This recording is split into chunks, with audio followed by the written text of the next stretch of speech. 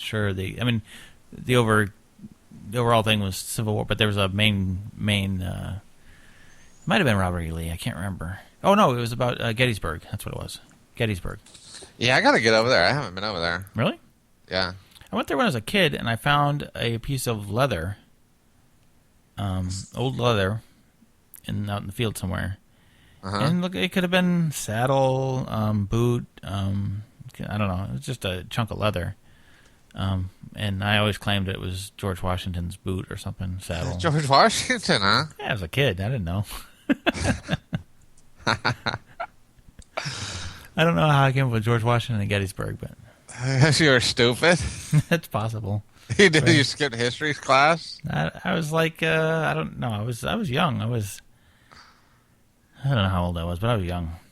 Yeah. I think George Washington. Everybody knows George Washington. Hell, I thought he was alive in the 70s.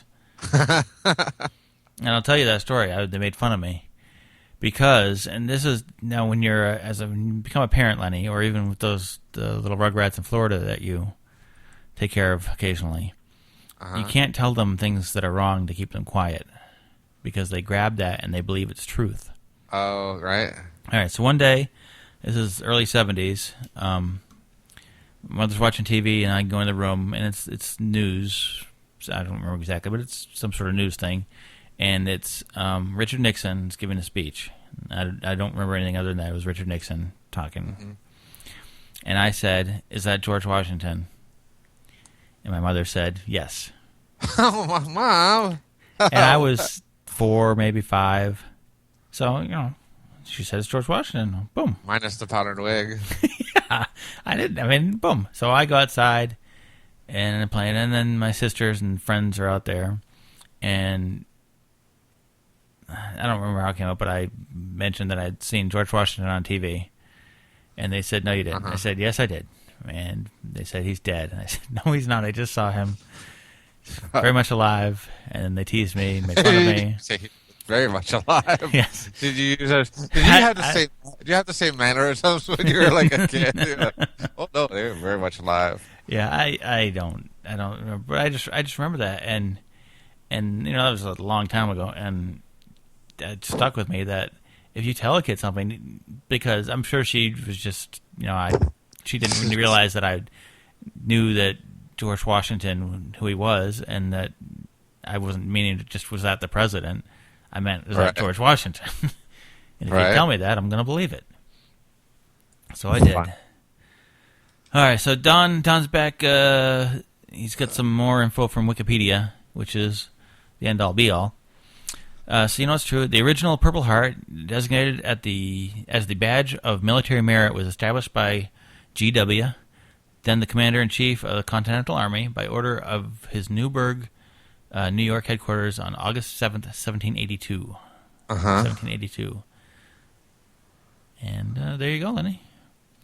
Now, what was your source? Wikipedia. Wikipedia. The paragraph before that one. So you just didn't read enough. I didn't read farther down. Yeah. So I guess he came up with that, and I guess they make the official. Is that what happened? They made it like the official one in 1932? Yeah. It must have been something like that. Okay.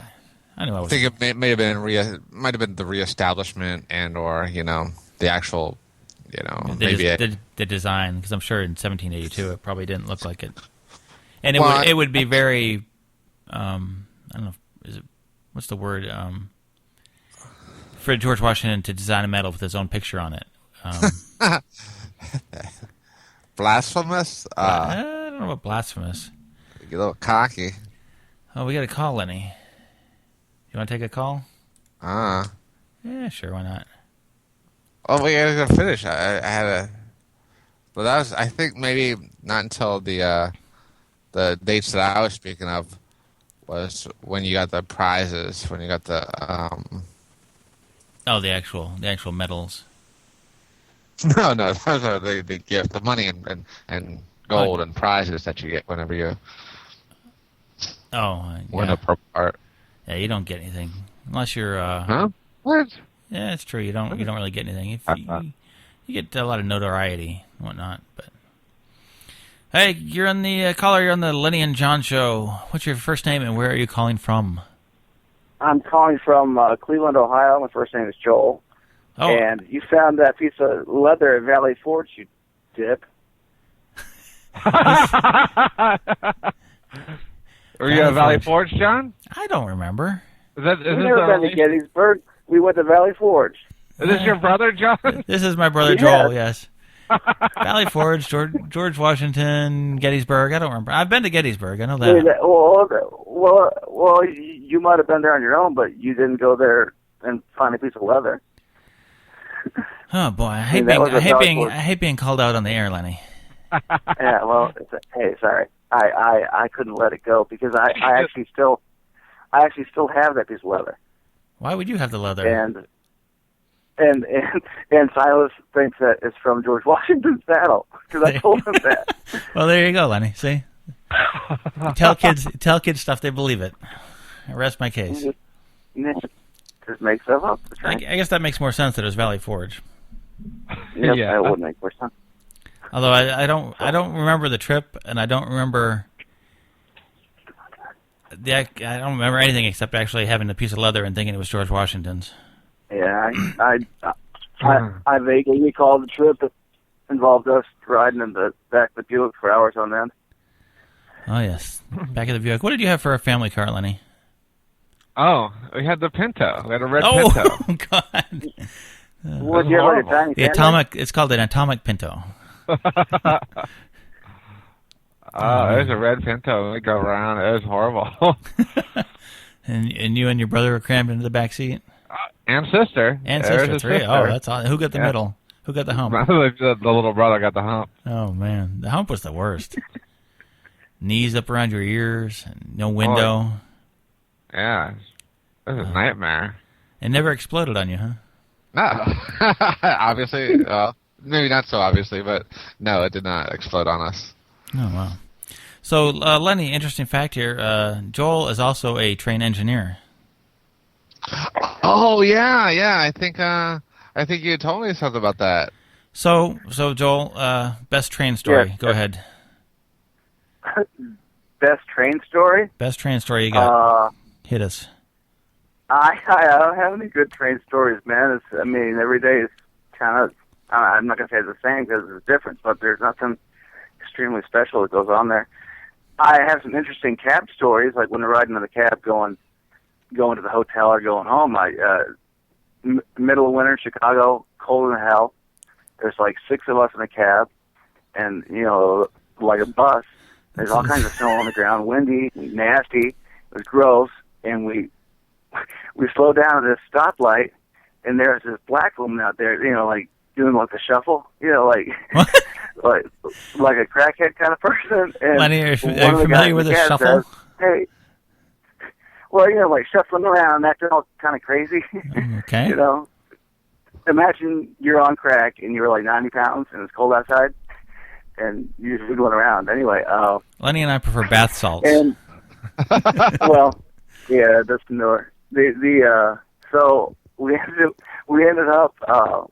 One of the guys said, "Hey, do you need a ride?" And she's like, "Sure, baby," and she jumps in. Oh, and Lord. we proceeded to take her with us, kind of like, we took a detour. I'm gonna get my finger on the magic button here. Yes. No, nothing. Well, I'm not gonna say that. She did expose herself several times, and I don't know if you've ever looked at something and threw up a little bit in your mouth and then dry heaving. Oh dear. But she was sitting in the seat behind me, and I turned around and she was exposing herself, and she had this one of those crazy, I don't know, open heart surgery or something, some kind of scar, insane, right up and down the middle. And it was gross, and that she was, her nether regions were pretty freaking nasty too. And her nether regions. Yeah, she was exposing herself to everybody in the cab and offering services. And I turned around and looked, and just kind of threw up in my mouth and was dry heaving and opened up the goddamn window and But apparently, she had been kicked out of a car because the person that she was going to service from what she says she wasn't going to do it unless he put a Jimmy hat on, and she didn't have a Jimmy hat. So okay, for the folks at home and for us, what is a Jimmy hat? You don't know what a Jimmy hat is? No, what's that? Can you guess? Can you guess, John? Jimmy it's a condom. It's not to be put in your head. I've never heard I that. ain't doing that no Jimmy hat. I ain't doing that. No Jimmy hat I thought on. she had to put. I thought you were saying she had to put the Jimmy hat on. No, he wanted the dude to put a Jimmy hat on, and he didn't have one. And he was trying to force her to do it without one. In the cab? And then he. Oh no! Okay, this is before. This is when she get kicked out. I get you. I get you. That's how she wound up the street, and then it's like a soap opera. He basically kicked her out of the car while it was going. So I opened up the door, and knocked her out of the car, but she was no worse for wear. That was probably a good day for her. Oh wow, that's rough. So that's an interesting story. Mean streets of Chicago, huh? Dude, actually, funny that you mentioned something like that happened to me and a friend of ours that John knows named Jody Melton. We were in San Diego, and we were driving around. It had to have been close to the naval base, and we saw this woman out walking around by herself. Yeah, just like that's a great area. And we're like, dude, what do you do? Do you need to ride somewhere? And she's like, yeah. And why would she do that? Sure, honey. Dude, I didn't know. I mean, you're naive. Yeah. Oh, I mean, I wasn't like super naive, but just like, hey, I knew that this wasn't a good place to be. Yeah. And it took 2 blocks. I was like, get out. What did she do? She got out. No, I mean, what did she do that you wanted to do? Or I don't remember, but it just became, evident that awkward. She's a prostitute. Mm-hmm. Oh. Yeah. That's crazy stuff. And it wasn't her car was broke down or she wasn't on her, she didn't. She probably didn't have a car, I'm guessing. No. I've got another one? strangest story. I don't know if we're ready for this one. Go ahead. This is totally unrelated to the railroad. This is done when I was... I believe the last one was unrelated to the railroad, but go ahead. Well, I was in a railroad vehicle, so it wasn't really unrelated to it. I was in San Francisco, and I was stationed in Monterey, and then went to San Francisco just like on the weekends. And I was messing around on Market Street. There's like this strip joint. It's like an old like vaudeville kind of theater. It's a Market Street theater button? for any listeners that are in San Francisco. But anyway, it's the first time I think I've been there because I learned more later on. At any rate, I spent some time there like watching the show, and then I talked to one of the girls, and it was a pretty good time. And then I stepped outside. And this is a real crappy area of San Francisco. I don't know. It's like right near the Tenderloin District. If you know where that is. Yeah. Anyway, it's just real kind of iffy. And I'm young, and I didn't know any better, and I'm pretty happy-go-lucky. And this dude came up to me, this black dude, and he had an accent like he's South African or something like that. Now, I don't think the accent, looking back, I think the accent was probably his true accent, but because he did a pretty good job. Anyway, he was wearing a pea coat, and he asked me for help. I said, sure, what can I help you with? And he goes, can you find me, I don't know, St. Regis Motel or something? I said, any hotel with a saint in the name is not good.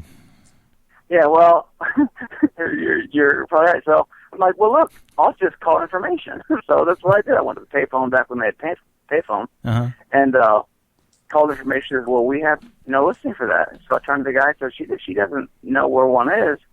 Goes, that's unfortunate. I just got off my ship, and I'm supposed to go there, and I just want to like lay down and take a rest, get something to eat and everything, and so then this other guy comes up. Now, of course I'm being scammed, but I don't know that because I'm stupid. And this other dude comes up and says, "What, can I help you guys? What's going on, buddy?" And I said, this guy's trying to find this hotel, and I'm not sure where it is. I called information. All right, and the guy that came up said, "Hey, you just got off the ship, right?" And he says, "Oh yes, I've been at sea for a long time, and I'm a young